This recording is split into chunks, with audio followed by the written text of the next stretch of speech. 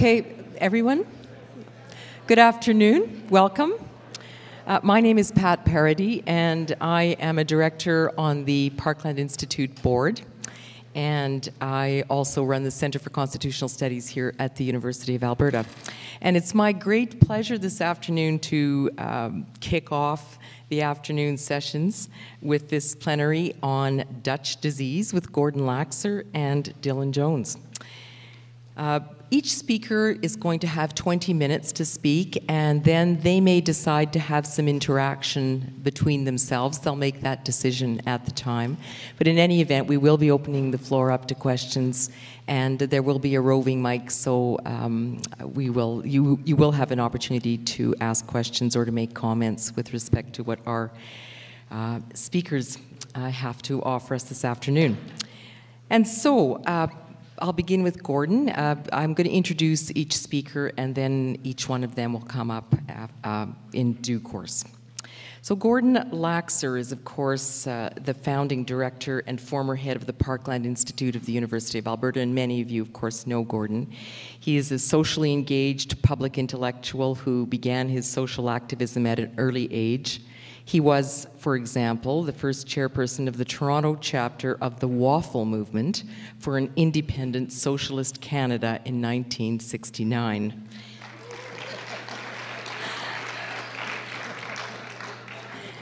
He was also the first president of Edmonton's chapter of the Council of Canadians in 1985, prior to founding the Parkland. Gordon is widely published with over 35 journal articles and book chapters and the publication of 5 books to his credit. Currently, he is a professor of political economy, as he has been for many years, and is working on his next book called Freezing in the Dark: Energy and Ecological Security for Canadians, which is soon to be published, as I understand it. And actually, before I introduce Dylan Jones, I should also mention that we have an MLA with us this afternoon, David Egan, who is the Edmonton Calder MLA for the NDP.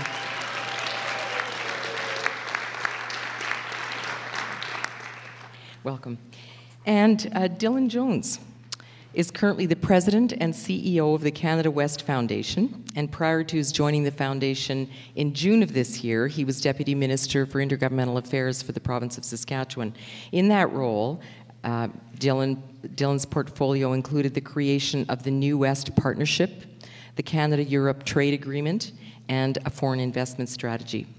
Mr. Jones has held legal and policy roles within the federal government, including the Federal Court of Canada and the CRTC, as well as various senior positions with the Saskatchewan government.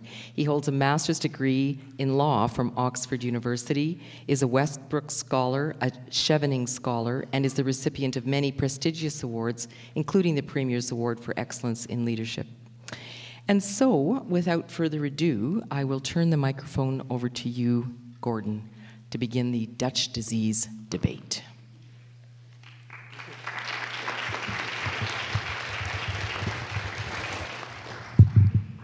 Thank you, Patricia. It's great to be here. This is the first Parkland conference that I've been involved in that I have had nothing to do with organizing.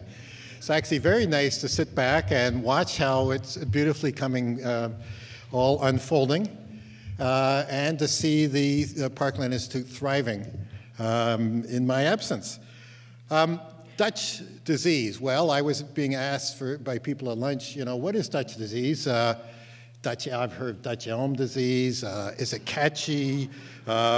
Anyways, we will find out about this. The Petro elites frame Alberta's sands as benefiting all of Canada and their critics as anti-Canadian and anti-Western Canada. Nothing could be further from the truth. The sands are hurting Alberta, Canada, and the planet. Their main beneficiaries are the oil plutocrats. I start with a quote from Charles Ernie Wilson, Engine Charlie. Dwight Eisenhower appointed him Secretary of Defense. Wilson was the head of General Motors then and was asked during confirmation hearings if he could make a decision that was adverse to General Motors' interests. Yes, but I can't conceive of such a situation because for years I thought that what was good for our country was good for General Motors and vice versa. Well, 60 years later, Alberta and Ottawa hold a similar blinkered view, except that it's oil, not autos, that run this country. What's good for oil is good for Alberta and Canada is their refrain. Nonsense. Greed around oil so distorts the petro elite's perceptions that they can't conceive, or at least give voice to, or allow a voice to, a Canadian public interest that is separate from big oil. Oil and autos destroy the environment and bring on climate change chaos. Oil is both an ally and an adversary of autos. Everyone knows that few cars can run without oil, but fewer know that it's difficult to make cars in an oil-dominated country. It's hard to make other things as well. The currency inflates too much during the oil boom's feeding frenzy. The big question is whether making things will return to Canada once the sands boom turns to bust, as all resource booms must. Will Canadians have been thrown back to their old colonial role as hewers of wood? That's the debate in this session. Daniel Treffler, a business professor at the University of Toronto, argues that Canada faces a tough trade-off. Where do we want to be as an economy? Do we want to be an innovation-based economy or a resource-based economy? Unfortunately, we can't be both.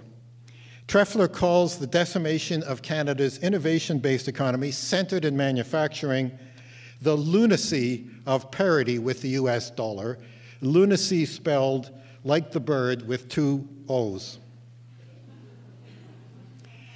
Hindsight shows the folly of Michigan and southwestern Ontario placing all their eggs in the auto basket.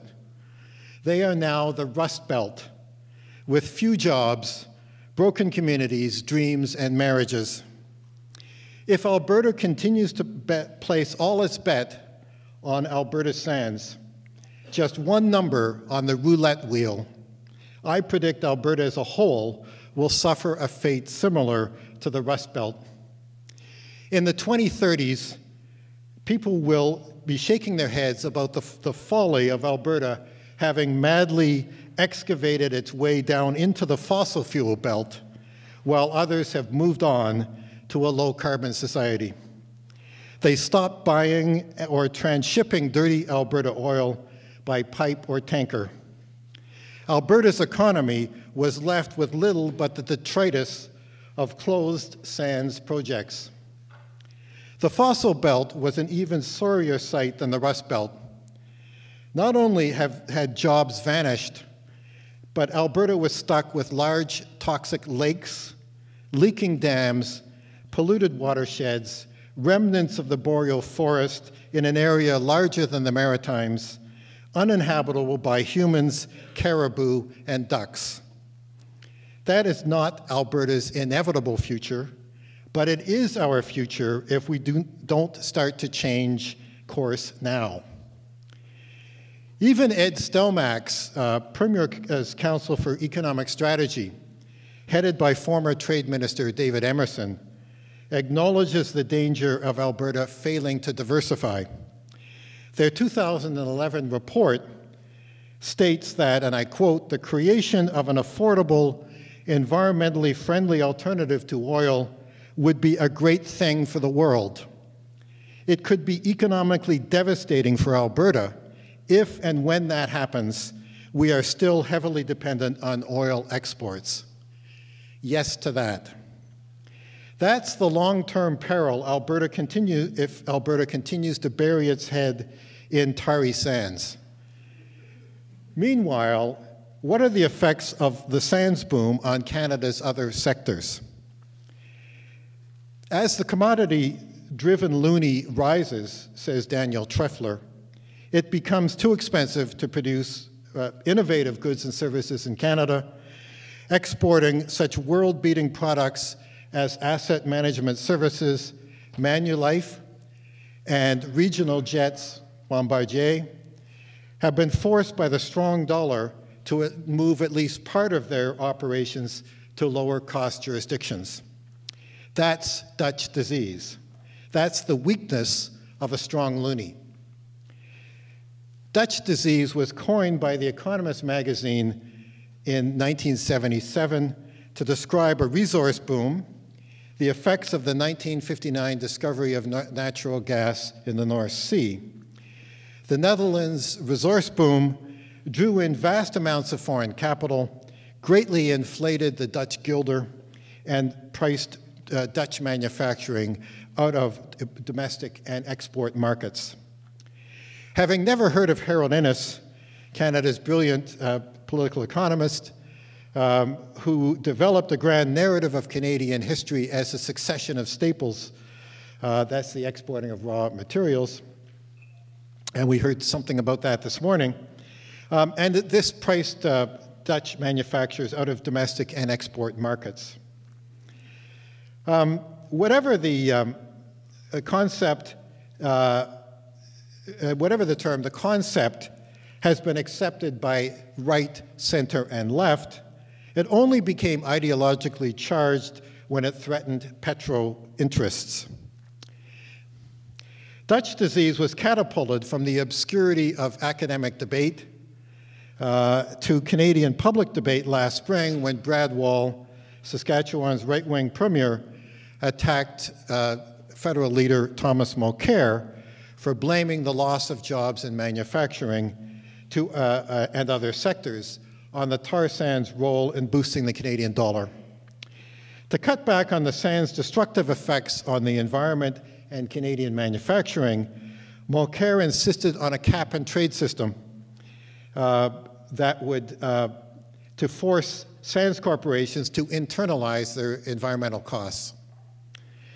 Wall said Mulcair's his "make the polluter pay" phrase was code for a carbon tax that would redistribute wealth from Western Canada to the east. It was an attack on the West.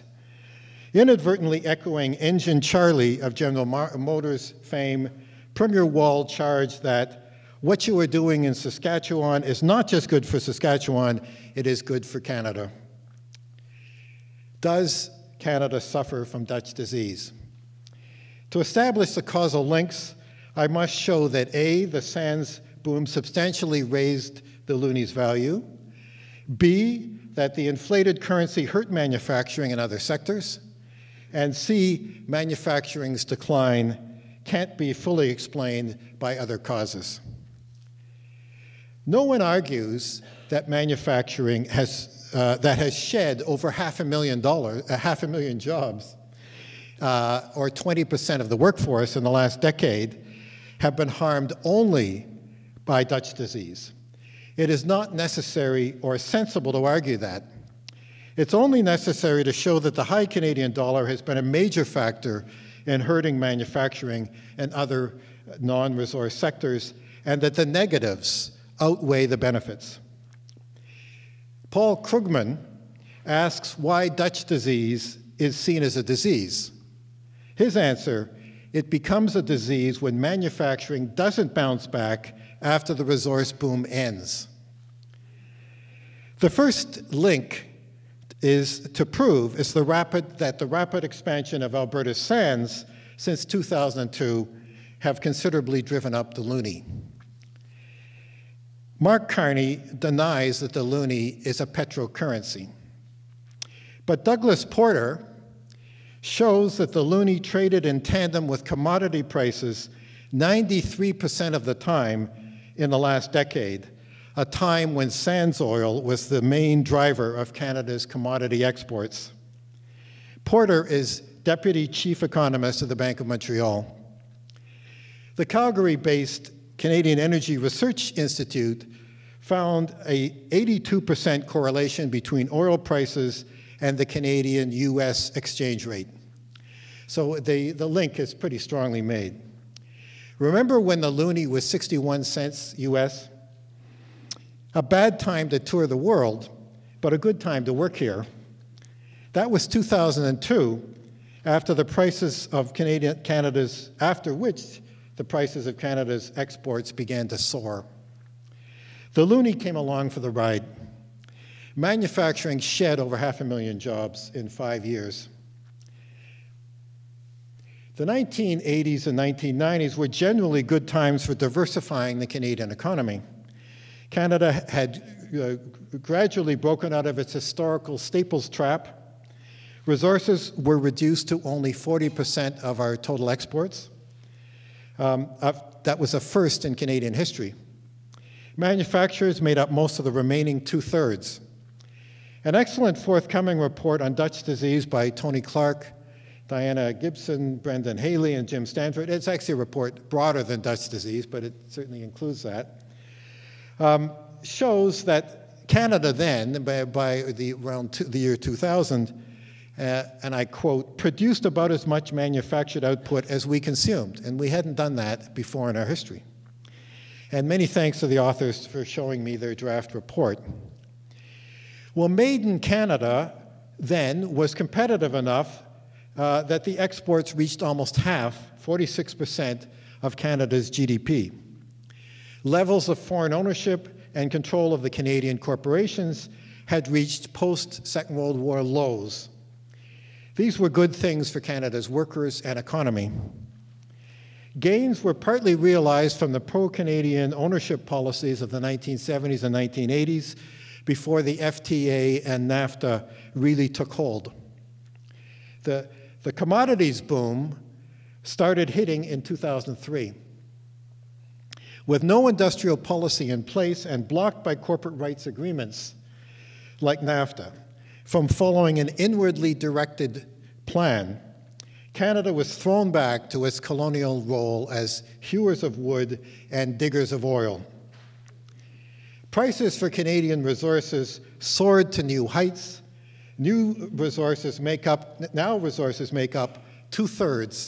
almost two-thirds of our exports again.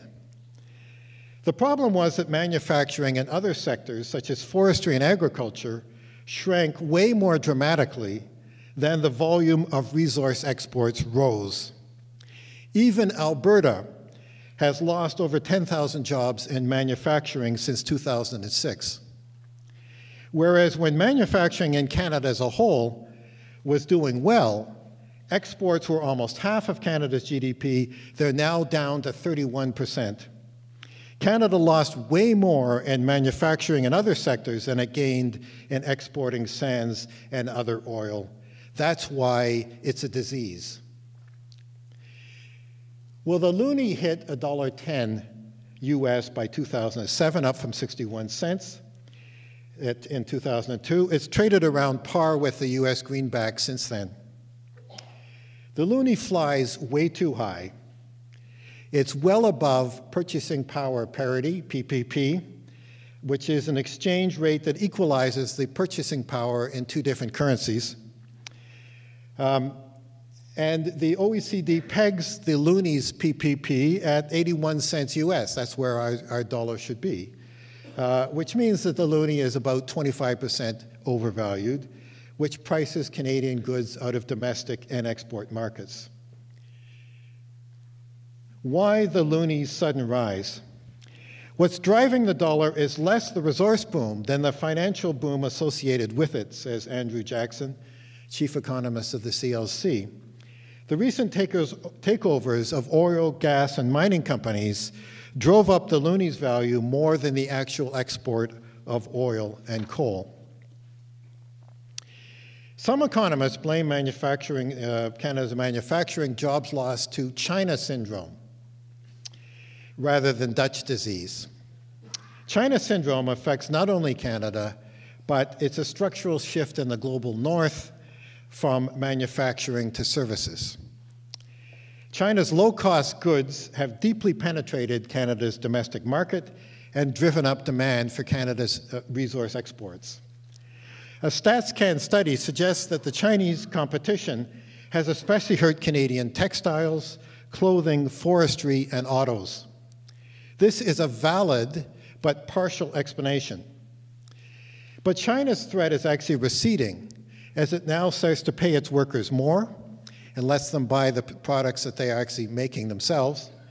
The yuan is increasing, and as rising international oil price raise the shipping costs across the Pacific.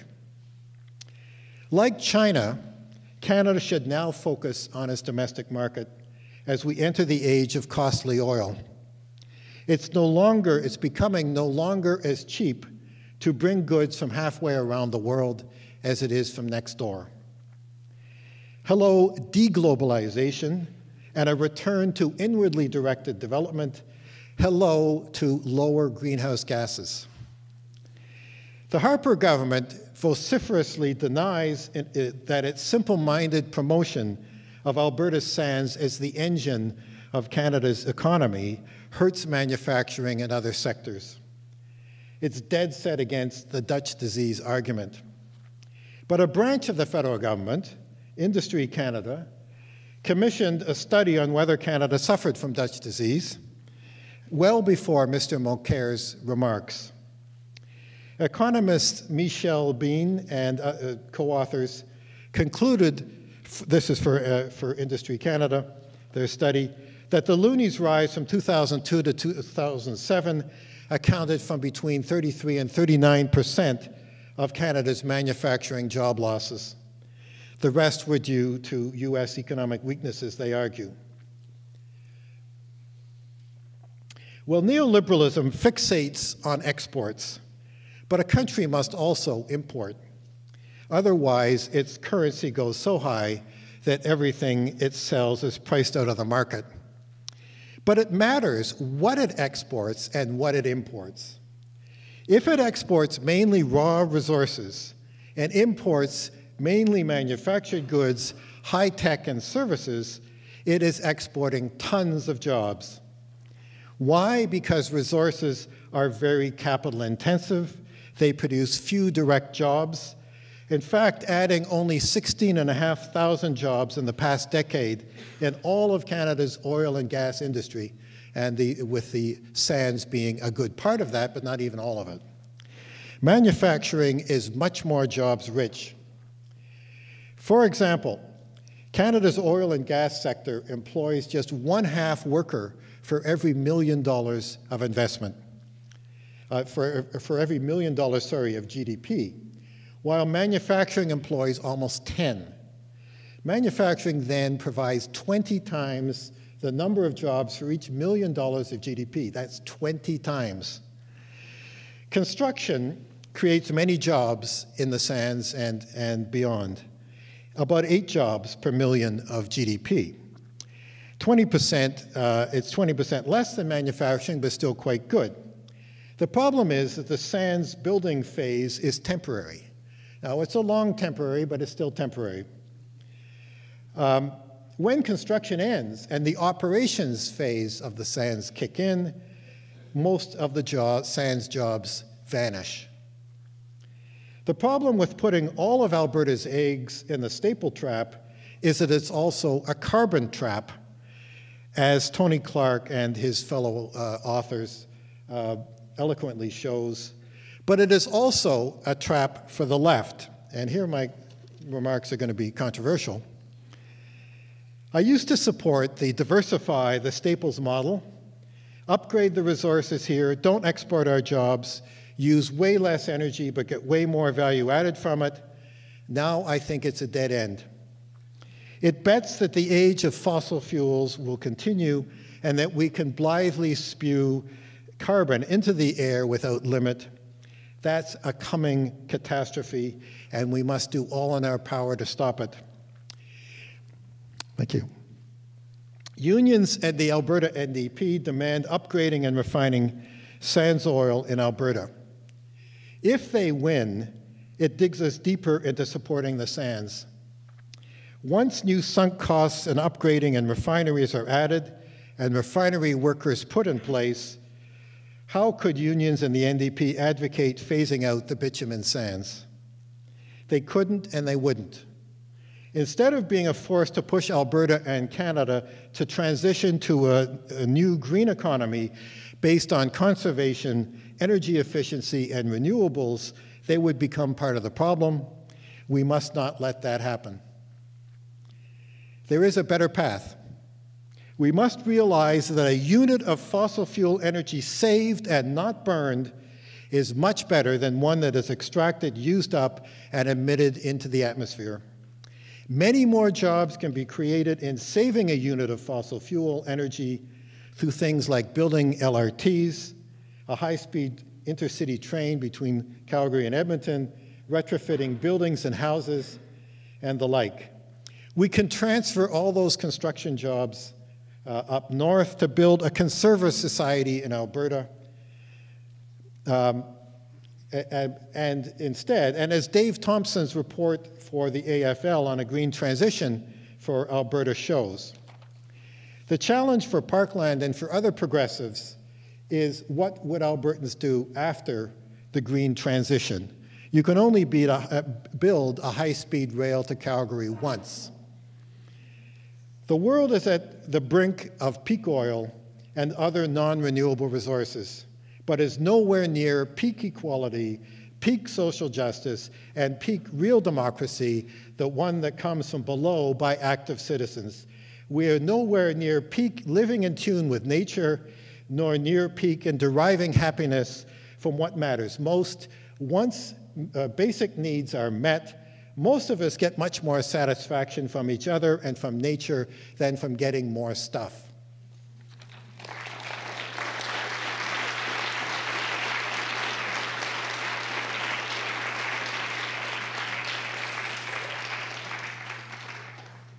Thank you very much, Gordon. And now for Dylan.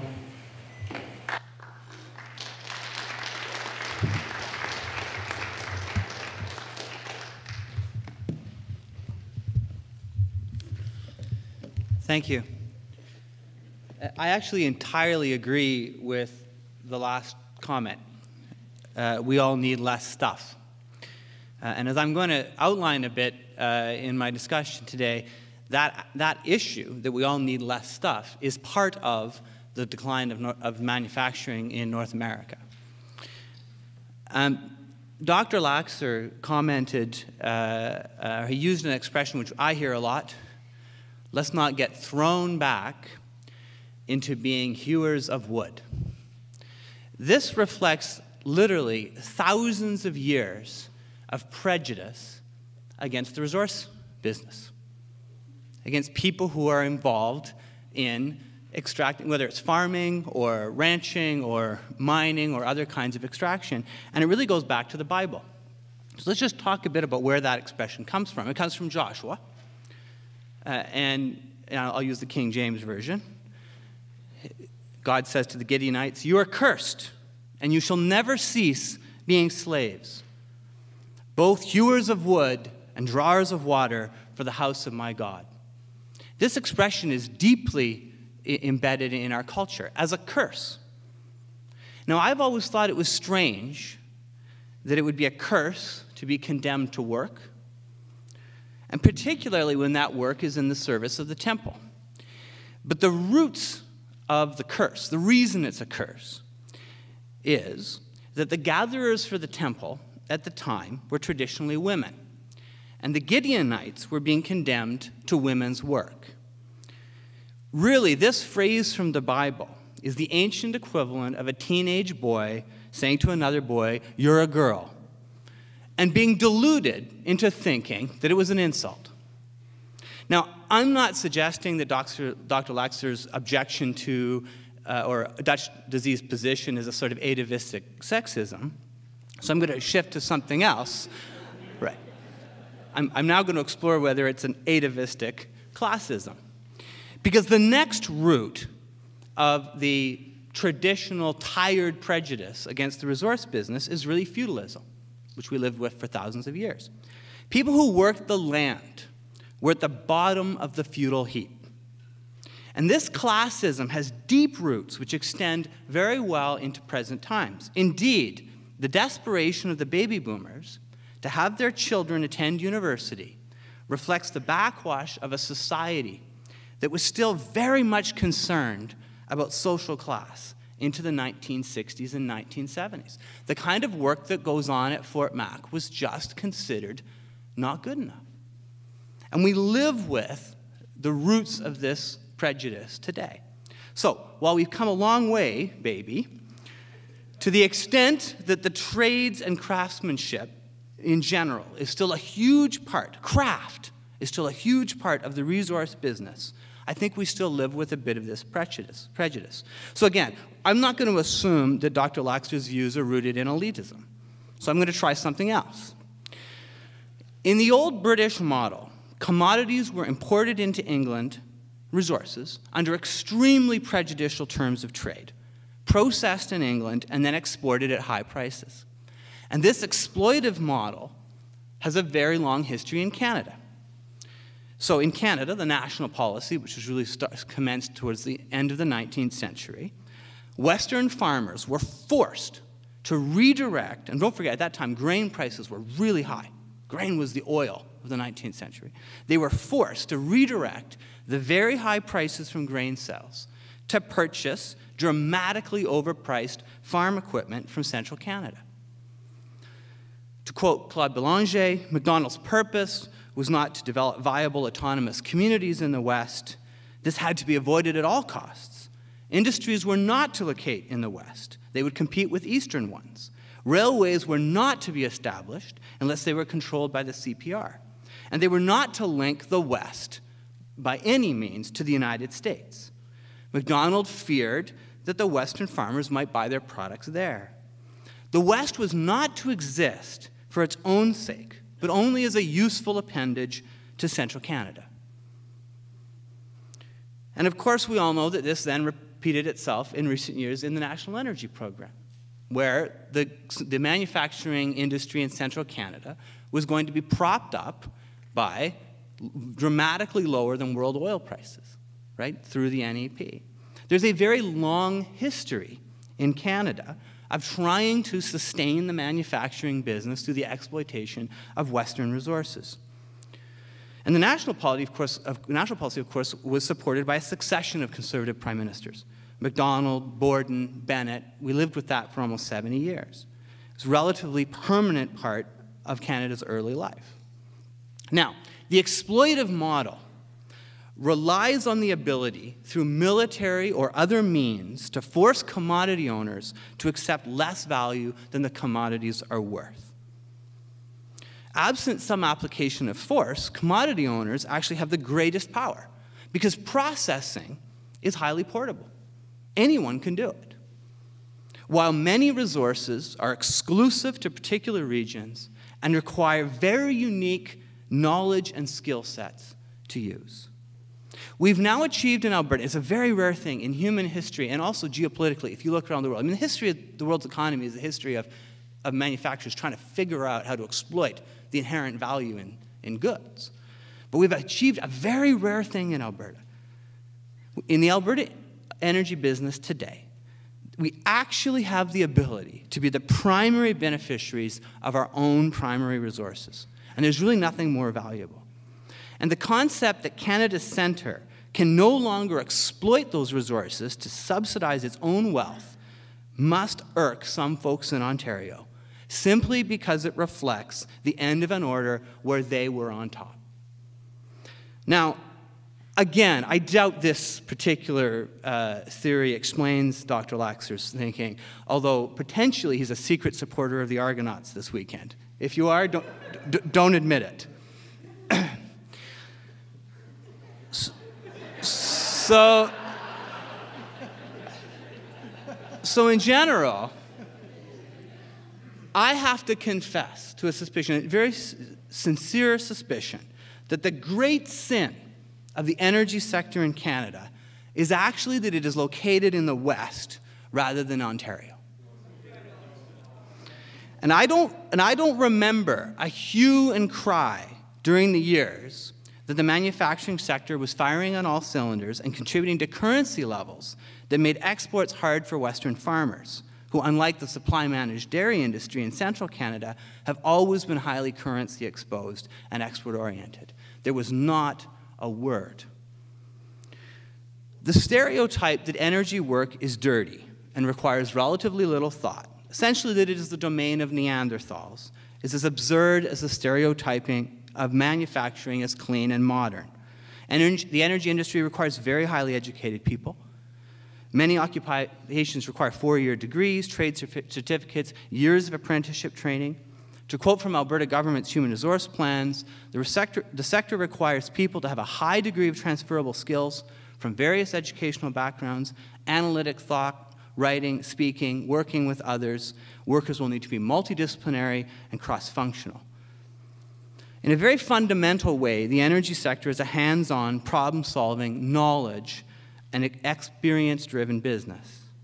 And for my part, I categorically reject the idea that resource jobs are somehow of a lower order or value than manufacturing ones.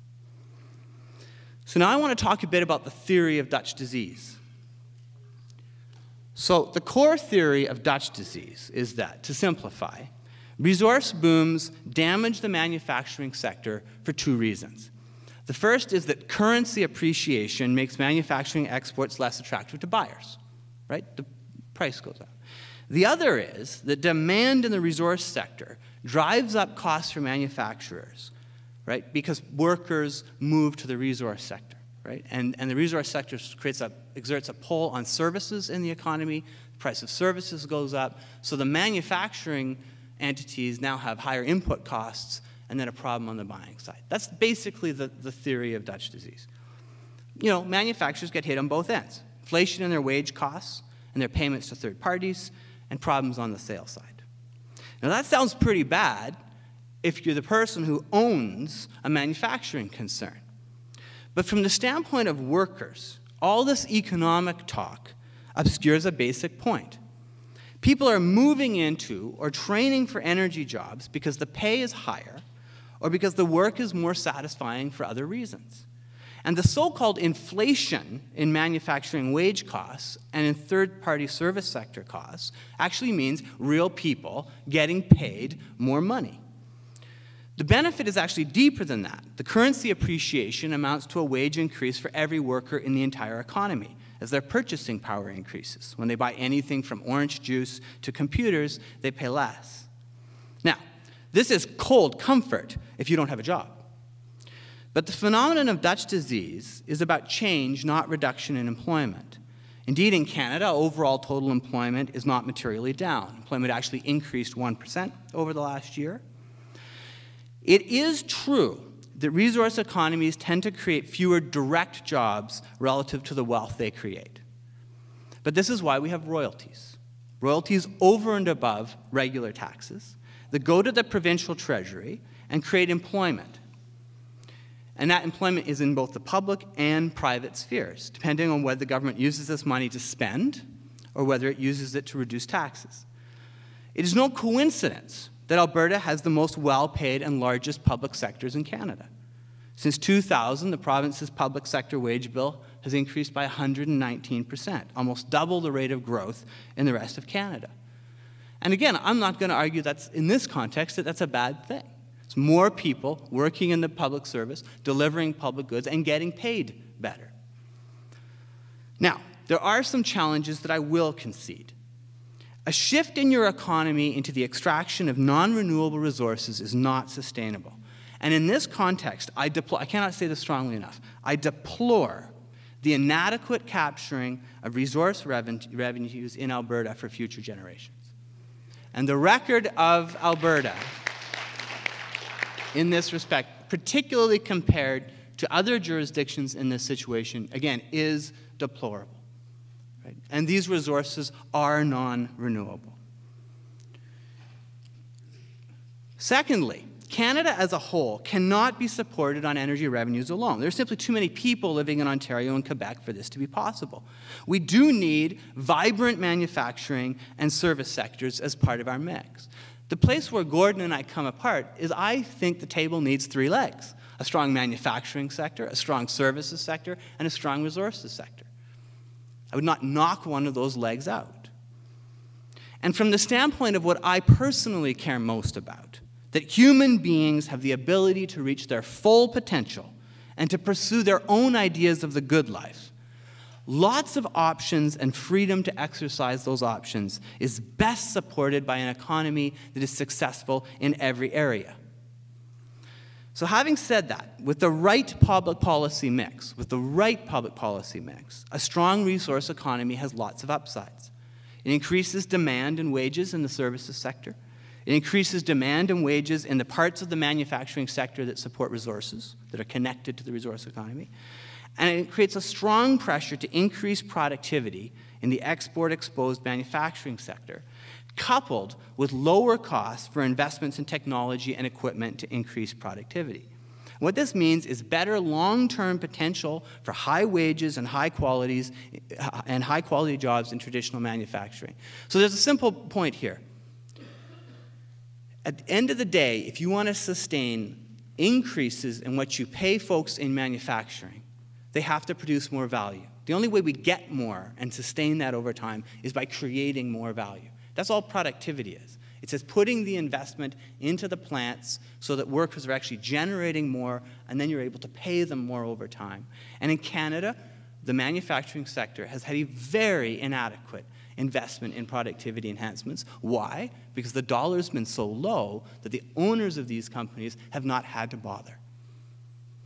And the current situation will, in fact, put pressure on the manufacturing sector to make the kinds of investments that will allow for wages to be increased and sustained into the future. So I just want to talk a little bit about some of the data, some of the research in terms of Canada, because what I've been talking about is the general theory. So I just want to talk about the experience in Canada and what's happened.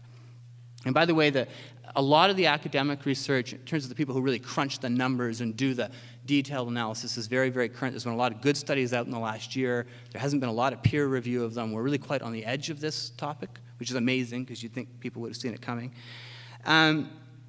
So the evidence that's out there is extremely clear that Dutch disease is not a first-order problem in Canadian manufacturing. So just to explain what I mean by that. From 2002 to 2011, the dollar rose from 63 cents to $1.01, a 59% increase relative to the US dollar. Guess what happened in manufacturing employment? In Canada, it dropped 23%. In the US, it dropped 23%. The United States isn't a petroleum exporter, and yet their manufacturing sector declined at exactly the same rate as Canada's. So why is that? I think we all know the primary reasons. The manufacturing sector in both countries has been reduced because of low-cost competition from China, Vietnam, Indonesia, and other countries. And secondly, because there's lower global demand in the developed world for stuff, caused by financial and economic crisis and an aging population. Another reason that gets less attention is the overexposure of Canada's manufacturing economy to the US. During the 2002 to 2008 period, only about 40% of the appreciation of the dollar was due to energy prices. The rest was due to the decline in the US dollar as it dropped. More broadly, the US is just a terrible long-term prospect for selling stuff. And the challenge for Canadian manufacturing to find a place in new markets is just as important as it is for the services and resource sectors in Canada. And frankly, we haven't done a good job of it. Further, as people get wealthier, there's a well-documented and natural shift from goods to services. After you've bought your lawnmower and your couch, you're more likely to travel, get a massage, or eat in a restaurant. My point is that Canada's manufacturing sector faces deep challenges for a variety of reasons. And using the growth of the resource sector as an excuse, which is really, and there's a difference between why Premier McGuinty made the comments he did and why Thomas Mulcair made the comments he did. But in McGuinty's case, it was a bit of a distraction. Right? And it's a distraction from the things that really matter if you care about a strong manufacturing economy in Canada. So, policy choices really matter. Everyone likes to talk about the Dutch example, but what about the Norwegian example? The manufacturing sector grew vigorously during their resource boom. Why was that? Okay? This was due to higher demand from the resource sector, coupled with explicit policies designed to support manufacturing and services. And I don't have time now. I could get into it. The Norwegians adopted 4 key policies. 3 of them were extremely successful. 1 of them wasn't. But there's lots to be learned. Why do we want to follow the Dutch example? It was a disaster, right? There's lots to be learned from successful resource economies. So a recent study done by the Institute of Research on Public Policy analyzed 80 industries in Canada. They were asking themselves one question: what's been the effect of the resource economy on these manufacturing sectors? There was a real output problem, a real Dutch disease problem, noted in the textiles, apparel, and leather products industries in central Canada. Now, this area accounts for less than 2% of manufacturing, and the reasons for the decline are instructive. These industries are labor-intensive, their product lines are homogeneous compared to their competitors. In other words, they're not producing something different from the Indonesians or whatnot, and they face high penetration from competitive products. In other words, these industries were already in trouble, aren't R&D intensive, aren't innovation centers, and didn't have real prospects to be high-wage or high-quality employers now or into the future. The transportation sector and food sector showed some negative output, although in the food sector, the output still went up, not down, right, for other reasons. Again, pointing out Dutch disease currently in the Canadian economy is a small effect. The automotive sector showed essentially no Dutch disease-related effects. Now, this was not surprising, given that they wouldn't experience much wage competition from the resource sector, as they already have good union jobs, and because of the extent to which these sectors rise and fall with the fortunes of the North American economy. I could get into this. They're all currency hedged. The North American auto industry is really about consumer demand for cars in North America. It's very little to do with currency movement, and this has been demonstrated. Okay, just because I'm short on time, I could go through some other industries. The point really is this. The strongest, the highest quality parts of the Canadian manufacturing sector, no Dutch disease noted by the people who do this stuff. The parts of the manufacturing sector that were in trouble anyway and have issues that we need to deal with in public policy terms were experiencing currency-related challenges. So what's the bottom line? All this economic can take the focus off what really matters, right, which is people. We can and should take joy with an engineer who just got their dream job in the energy sector, or a university professor who just got tenure in a post funded by energy royalties. We should also show compassion and have concern for the textile worker in a poorly managed factory with an owner who has made inadequate productivity investments, who finds themselves unemployed. And our policy response needs to remember that these changes cause benefits for some people, in the resource case, significant benefits, but they also cause harms, and we need to be thoughtful about those harms. I don't feel apologetic about saying that prosperity is a good thing. Industries that create or produce something of value to others are a good thing. It's a good thing that Western Canada is the primary beneficiary of its resources. It's a good thing that we're able to make a strong contribution to the federal treasury and do our part in this country. Resource industries create good, high-paying jobs and in some cases draw workers away from less attractive options. Big surprise. Our manufacturing sector faces many challenges. Using the success of others as an excuse is not helpful. We need to invest in capital and R&D, differentiate our products from our competitors, seek new markets. Bottom line, bringing wood to the temple is, in my view, an honorable enterprise. What's exciting now is that instead of being sneered at and being viewed as accursed, the hewers of wood are finally getting their due. Thank you.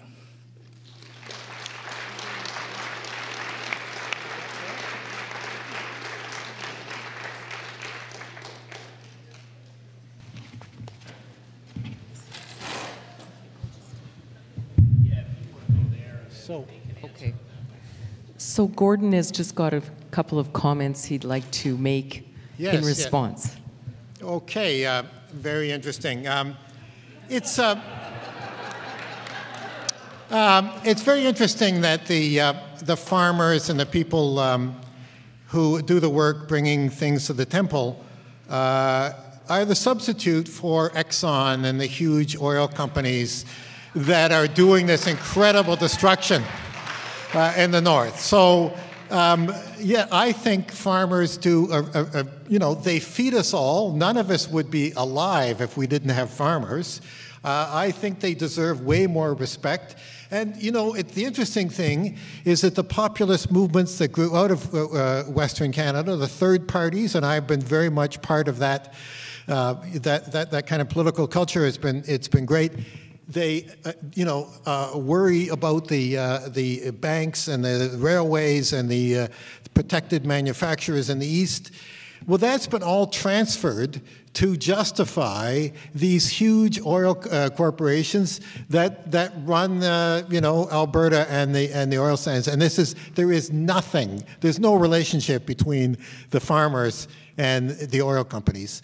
I am totally in favor of going back to more jobs in agriculture. I think we're going to have to get away from fossil fuels. Instead of eating fossil fuels, we're going to have to produce locally for local markets, and we're going to need more people doing that. And that's totally different from the oil companies. A second thing is the domestic economy. Well, yes, I mean, it's interesting. Everybody's talking about, well, we should, you know, move away from the American market and do it. I think we've got to look at the Canadian market. Why don't we make any of the materials that the equipment that the oil industry uses in Alberta to dig the stuff up? You know the big trucks in the sands there, the 400-ton trucks? They're not made in Alberta. They're not made in Canada. Caterpillar, we have an incredible deficit in the making of that kind of thing. And we should be looking to the internal market in Canada, and we should be producing these things ourselves. Interesting argument about Norway, that the manufacturing grew there during the oil boom. And you know why that is? Norway was smart enough. I mean, Norway copied Lougheed, as we saw in the Heritage Fund. They started 20 years later, and their fund is what, 50 times as big, 750 billion compared to 14. But what they did is, first of all, they get 100%, well, very close to 100% of the economic rents, more like 78%. A lot of it is through government ownership. And they take all of that money outside of the Norwegian economy so that the currency does not inflate. They know about Dutch disease, and they've avoided it by putting all of that oil money outside of the Norwegian economy, and that's why the Norwegian manufacturing has been able to grow at the same time.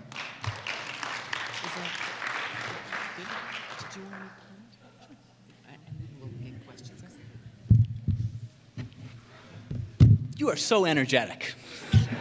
It's great. What fun this is. I'm not in the least bit surprised to discover that you're in favor of farmers. Good man.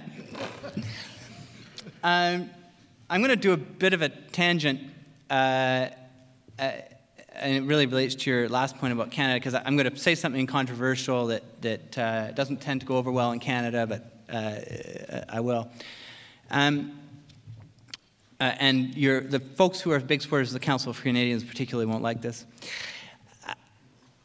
For many years, we had an aid strategy vis-a-vis China and India and countries like that. It was an aid strategy. When we switched to a trade strategy, right, engaging in trade, there was, of course, a big movement of low-cost manufacturing out of Canada, out of North America, to those parts of the world. I think that was a good thing. I think the rise in the standard of living, the situation we now see in India and China, where we have an emerging middle class, this is actually going to save us down the road, right? So rather than having billions of people living in poverty and us throwing money, we actually, you know, opened our markets. What ultimately, we're facing a labor shortage in this country. We don't want to have an economy based on lots of low-paid, low-wage jobs. The challenge that the current currency situation creates in Canada is the question of how we retool our economy so that we can have high-paying, high-quality, high-value-added jobs in every sector of the economy. And I actually think the trade model has, A, created extraordinary an improvement in human condition globally, and the actual material situation in terms of access to clean water, access to good food, access to education, the increasing presence of women in the workforce, what we're seeing around the world as a result of trade, not aid, I think is extraordinary, and I think it's good for us. So I'm just going to say that. I'm not a protectionist. I think we should. So second piece I would just frame, and I say this not actually in rebuttal, just because it's interesting. There were 4 strategies that Norway used. So the first was, of course, to invest outside the country to reduce inflation, which we should be doing. The second you couldn't do in Canada. They linked wage growth in their manufacturing sector to productivity growth. In other words, you only got more wages if you were actually producing more. And you know, Norway just has such control over wages. They have mechanisms that you just really couldn't make it fly politically in this country. Then they went, but then it's really interesting. They went through 2 stages because they also felt they needed to use some of the royalty revenue. I'll wrap it up quickly. To use some of the royalty revenue to support change in manufacturing, because we've been talking about the need to change manufacturing, right? And they went through 2 stages. So the first stage, they really just protected the manufacturing industry, and it was unsuccessful. And then they went to a second stage, which was to invest to support basically productivity. And it was investments in public infrastructure, R&D credits, credits associated with people actually making investments in equipment in the factories. And it was a tremendous success. Really, really. And so what they essentially did is use their resource revenues to help drive the productivity growth in their manufacturing sector to create, again, that high-quality, high-wage job across the spectrum of your economy. There's things to be learned from other countries. Yeah. So let's open the floor then to questions. So looks like we have a few from this section. So I'll start over there since you're closest to the mic. A lot of people in the room know who I am, but for Dylan's benefit, I'll introduce myself. My name is Gil McGowan. I'm president of the Alberta Federation of Labor, which represents about 155,000 unionized working people in the province, including many of those blue-collar workers who Dylan was so quick to rush to the defense of. And I'm touched. However, you know, I'll be honest with you, Dylan. I was appalled by your initial line of argument. I'm not a professor. I'm not an Ivy League educated person, but I know that when you're in a debate, there's something called an ad hominem argument, which means to attack the person and not the issue. And your first 5 minutes, or maybe even 10, were nothing but a string of personal attacks. And I want to go into the substance of those personal attacks, because what you did is what we've seen happen in this province over and over again for the last 40 years, and especially since the notorious NEP. Every time anyone raises a question about how we develop our resources, their ideas are not discussed, they're shouted down, they're vilified. Okay, and so what you did, you said that anyone who questions the energy industry displays a prejudice against the resource sector. You said it shows a form of class elitism against blue-collar workers. You suggested that, I mean, it goes on and on like that, okay? And I'll tell you, I represent thousands of trades workers. I represent thousands of people who work in blue-collar jobs in the energy sector in places like Suncor and the Imperial Refinery, former Petro refinery, now Suncor. And I'll tell you, None of my blue-collar members are buying those kind of arguments because they're just trying, those are designed to shut down debate, and it doesn't sit well with me, okay? The other argument, you said that Alberta is the primary beneficiary. You said that the reason that people in Ontario are angry about the development in the West is that for the first time in history, Alberta is the primary beneficiary of its resource development, and that they're angry because this development is in the West, not the East. Okay, once again, this is, I challenge you. Is Alberta the primary beneficiary of this? We've just changed a paymaster. From sending the resources to Ontario, now we're sending the riches down to Houston, and perhaps in a few years, if Stephen Harper has his way, to China. Let's get this straight. And, you know, and Gordon, I have an issue with you too, and we'll have a conversation. I just wanted to point out. I'm sorry, but this thing about the part of the solution is adding value, Gordon, and that means moving up the value ladder and creating jobs. And the final question that I'll have to you, and I guess it's a challenge.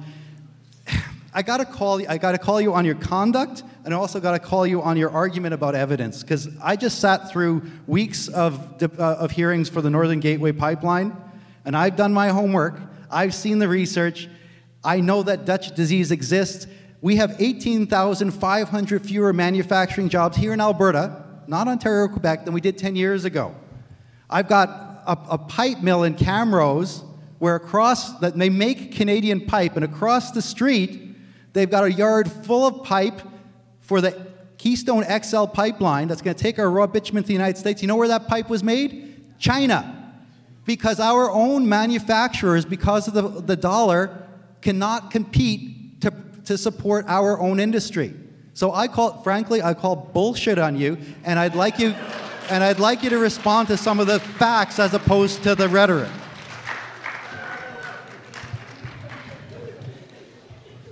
So I'd say two things. I mean, first of all, as you know, in debates, there's a bit of fun, and I don't think anyone seriously thought that I was suggesting that Gordon Laxer had any of those qualities.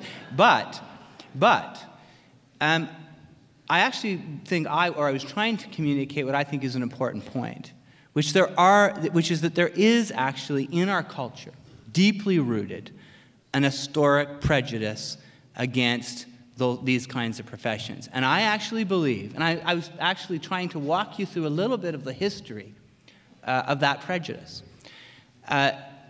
The reality is it's time in this country, and you know, I don't need to tell you this, but it really is time that we had a much better appreciation for the kind of innovation, the kind of problem-solving skills, really to build a stronger appreciation for the value of trade and craft. And there's reasons that we don't. And I actually think the reasons that I articulated, some of the story that I articulated, is a serious part of the history of why we don't give enough esteem to craft as part of our culture. It was in my mind, it was actually a serious discussion. I'm disappointed that, and of course, I'm a practitioner. I'm not a politician. So, I can understand that when you come into this sort of more politicized space, people might be hypersensitive to that kind of commentary. It's not the world I come from. I apologize if you took it that way, but I was actually trying to make a serious point, successfully or unsuccessfully. In terms of the evidence, of course, the challenge is absolutely extricating the currency-related effects from the general decline in manufacturing. And like I said, I'm not a macroeconomist. I did take, as a courtesy, in preparing for this, take time to take a look at what was out there in terms of the macroeconomic research, and I shared what I found with you. So. Okay, so we have not very much time for questions, so I think what we'll do is take a couple of questions now and have our panelists address 2 questions at a time just to see if we can get more people asking. So I'm still seeing some hands. I see one hand over there and several hands over here, so how about well, I'm just going to have to go up just to be fair. Sorry. So I'll get someone from the back. And the only person who's actually got a hand up is Diana first, and then It's been lively. we can get to you. Yeah, it's good. Are you? Sure, sure. That's the change I made to it. Go ahead. Okay, well, this is for Dylan, although Gordon could answer it as well.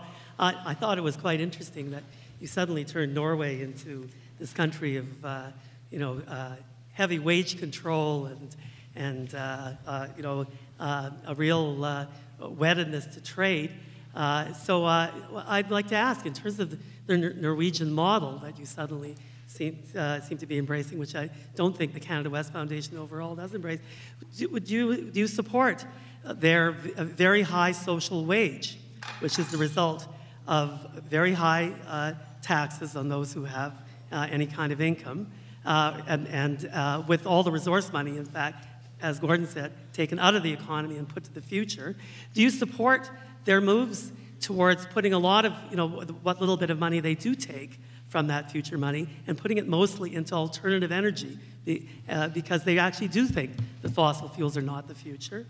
Do you support their the efforts to completely reduce inequalities, which have resulted in a Gini coefficient such that in Norway, the top income earners, top 10% of income earners, make about 6 times what the bottom 10% make, whereas in Canada, it's 12 times, and Alberta 15 times. Thank you.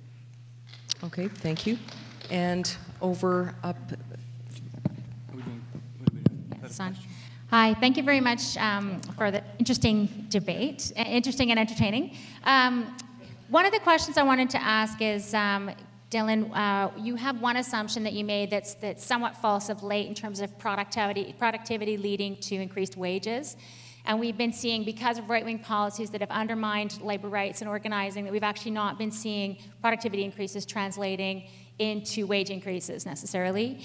So that assumption's somewhat in need of challenge. And then in terms of your prep around hewers of wood, what we see is that as you move up the value chain, the marginal return in terms of profit margins is much higher.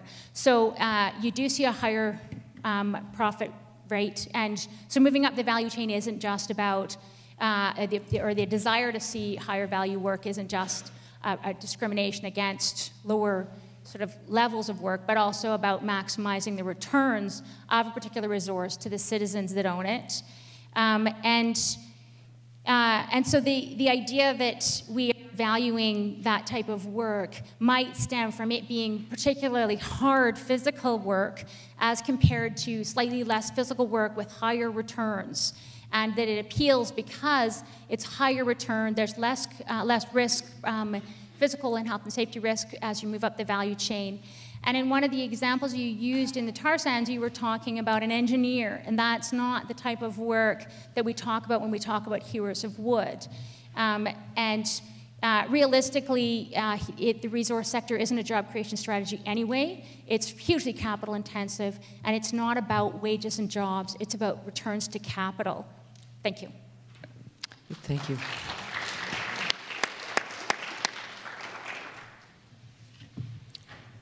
Dylan? I'm gonna randomly make Gord answer the next question.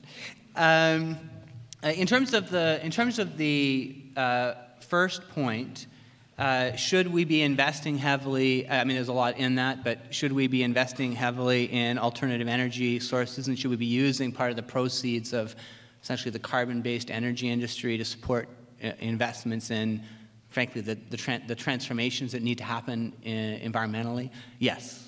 Absolutely. And the Canada West Foundation, of course, and I don't know how many people know what we're about, but we're evidence-based, we're nonpartisan, we try very hard not to be ideological. Our obsession is really with the future, and we're very concerned about intergenerational issues, and we think the environmental legacy of this province is just as important as the economic legacy, so you'd have no arguments from me there.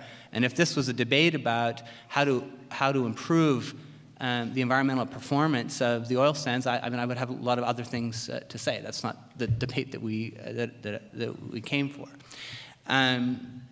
You know, I think maybe I'll just because the audience, some people in the audience want to hate me, so I'll say this, or may take some pleasure in it. I think some of the things that have happened, my sense is, looking again what I think is at the evidence, some of the things that have happened in terms of water, the three big issues, which is carbon emissions, water use, and site remediation, some of the progress that's been made in the oil sands has been undervalued by the critics. At the same time, in other words, I think there has been progress, and we need to acknowledge that progress. I think it's important to acknowledge progress. At the same time, there's actually quite a bit more that can and should and needs to be done. And, you know, I would continue to hold people's toes to the fire in terms of that. So that's kind of where I am on that set of issues. I've done no research on wage control, so I just can't comment on that because, again, we're, you know, evidence-based. But there's lots of things to, you know, I just don't comment on things where we haven't done research or looked at the research. So, and then, you know, the other question was really around margins of return, and I guess I just have to disagree. It depends on the industry, but there's one of the challenges actually is that the resource business, at least the energy business, is very high margin, low employment, right? But very, very, very high margin. And one of the reasons we've had so many challenges in terms of the debate about getting refining activity into Alberta, or strengthening the refining activities, because it's low margin. And in fact, the reason that we have all of this work heading out to China, et cetera, is because it's low margin. The way you create high value returning manufacturing is by having lots of capital, right? By having lots of sort of investments in capital. And then in terms of the hard physical work, personally, I'd rather have a hard physical work problem-solving job than a low strain, boring, repetitive task. Not all manufacturing is like that, but you know, I wouldn't assume again that something involving, you know, labor and effort is a bad thing. I just can't sort of go there, right? But anyway, that one's very tricky. It really depends on the industry. But there is an assumption that, again, that around manufacturing, that it's all high value add. It's not necessarily true. Depends on the industry. Gordon, did you have something you wanted to add? Yeah, I grew up in a blue-collar neighborhood in downtown Toronto. Most of my friends were blue-collar workers. I have great respect for people who do work with their hands, and I agree that that is undervalued. But it is very interesting that Dylan talks about class prejudice on behalf of people who want to have a more diversified economy. We have gone in the last 30 years into the kind of class, the gap between rich and poor that we haven't seen since the 1920s. Class has really, I mean, class never disappeared, but it really has come back in the last few decades. Neoliberalism, all of these agreements and the whole culture to support profits and exports have just, you know, the Alberta, of course, has the most rich people in the country, and it has the greatest poverty. And we must address that. So if you talk about class prejudice, you know, let's get down to the real thing. Well, on that note, I'm sorry to say that we are completely out of time, and it's obvious that this Dutch debate was just that. So I'd like to thank both our speakers very much for their wonderful presentation.